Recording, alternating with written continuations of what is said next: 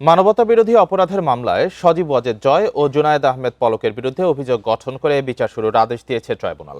আন্তর্জাতিক অপরাধ tribunal ১-এর chairman বিচারপতি মোহাম্মদ গোলাম মর্তুজা মজুমদারের নেতৃত্বে ৩ সদস্যের বিচারিক প্যানেল এ আদেশ দেন। এর আগে রাষ্ট্রপক্ষ আসামি পক্ষের শুনানি শেষে গত ১৫ জানুয়ারি ট্রাইব্যুনাল এদিন নির্ধারণ করেন। আর গত ১১ জানুয়ারি জয় পলকের বিরুদ্ধে অভিযোগ গঠনের আবেদন করে প্রসিকিউশন। সেদিন দুপুরে চার্জ গঠনের উপর শুনানি শেষ করে রাষ্ট্রপক্ষ। সেদিন প্রসিকিউশন জানায়, সাবেক প্রতিমন্ত্রী পলক মিথ্যা তথ্য দিয়ে বলেন আগুনে ক্ষতিগ্রস্ত হওয়ায় ইন্টারনেট সেবা বন্ধ হয়ে গেছে, কিন্তু তদন্তে প্রমাণ মিলেছে মূলত জয়ের নির্দেশেই সারা দেশে ইন্টারনেট বন্ধ করে দেওয়া হয়। আদালতে এ সংক্রান্ত ফোনালাপ ও পলকের ভিডিও দেখানো হয়। এর আগে চিফ প্রসিকিউটর জানান, অভ্যুত্থানের সময় ইন্টারনেট বন্ধ করে হত্যাকাণ্ডের তথ্য আড়ালে মাস্টার মাইন্ড ছিলেন সজীব ওয়াজেদ জয়। তার নির্দেশনা বাস্তবায়ন করেন আইসিটি প্রতিমন্ত্রী জুনায়েদ আহমেদ পলক।